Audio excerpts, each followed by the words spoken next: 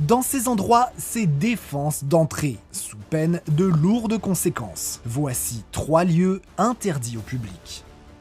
L'île Sentinelle. Voici l'île de North Sentinel, au large de la Birmanie, qui, comme son nom l'indique, abrite les Sentinelles, un peuple coupé du monde depuis 50 000 ans. Et depuis des siècles, des scientifiques et des explorateurs ont tenté d'interagir avec eux, sans succès. Tous ont dû rebrousser chemin ou sont morts en posant un pied sur l'île. Le dernier en date, John Allen Shaw, un missionnaire américain qui s'était donné pour but d'évangéliser tous les habitants. Mais le malheureux a été tué par une volée de flèches après avoir posé le pied sur l'île. Mais pourquoi le peuple des Sentinelles est-il si hostile ?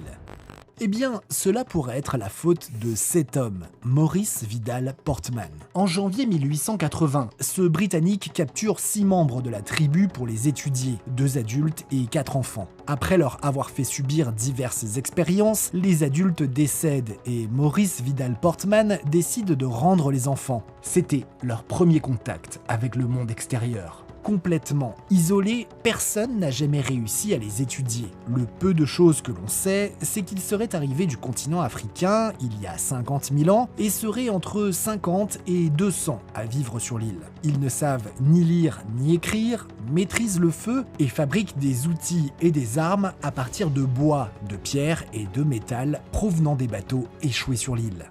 Aujourd'hui, les autorités indiennes interdisent à quiconque de s'approcher de l'île dans un rayon de 5 km. Alors, les Sentinelles risquent bien de rester encore longtemps l'un des peuples les plus mystérieux et isolés de la planète. L'île au virus. C'est tout simplement l'un des endroits les plus dangereux d'Europe. Et il se trouve en Allemagne, en pleine mer Baltique. Cette île abrite les virus les plus mortels de la planète. On les trouve à l'intérieur d'un gigantesque laboratoire de 80 000 m², l'Institut Friedrich Loeffler. 450 salariés y travaillent avec un seul objectif, trouver des moyens efficaces pour combattre les virus, notamment grâce à des vaccins. On y trouve plusieurs centaines de spécimens comme Ebola, la rage, la fièvre jaune ou encore le Covid-19. Et qui dit souche mortelle, dit très haute sécurité pour éviter leur propagation. Barrage de sécurité, badge, douche de désinfection, et seuls 10 chercheurs ont accès au centre de stockage où se trouvent les virus de niveau 4 les plus mortels. L'Institut Friedrich Loeffler est le plus vieux centre de virologie au monde. Il a été créé en 1910. Aujourd'hui, l'île est formellement interdite au public. Et on comprend pourquoi. Si des virus mortels venaient à s'échapper du laboratoire, c'est l'avenir de l'humanité qui serait menacé. Le Bohemian Grove.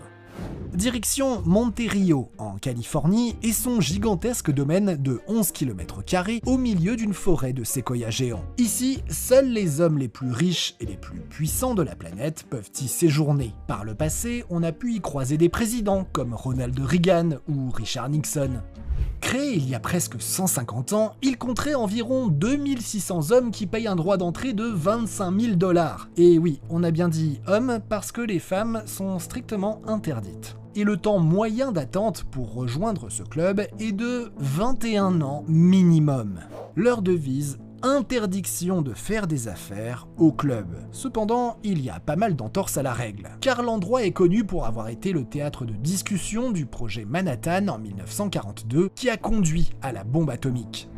Autre règle: pouvoir uriner partout dehors, ou presque. Une liberté farouchement défendue et qui a été même invoquée pour refuser l'entrée du Grove aux femmes. Mais à part ça, que font-ils? Majoritairement conservateurs, ils parlent de politique, du parti républicain, des affaires du monde, mais surtout, ils s'amusent. Pour cela, l'endroit est équipé de plusieurs scènes pour accueillir des spectacles, des conférences, des dîners. Mais avant toute chose, ils doivent assister à la cérémonie du hibou, l'emblème du club, symbole de sagesse. Elle se déroule au bord d'un lac artificiel, au pied d'une statue du volatile en ciment de 9 mètres. L'idée, faire disparaître les préoccupations. Pour cela, des membres costumés brûlent un cercueil au pied de la statue en signe de reconnaissance envers la nature. En tout cas, tous ces rituels et ces secrets ont fait émerger de nombreuses rumeurs sur le Bohemian Grove. Rites sataniques, beuveries et sexualité débridée.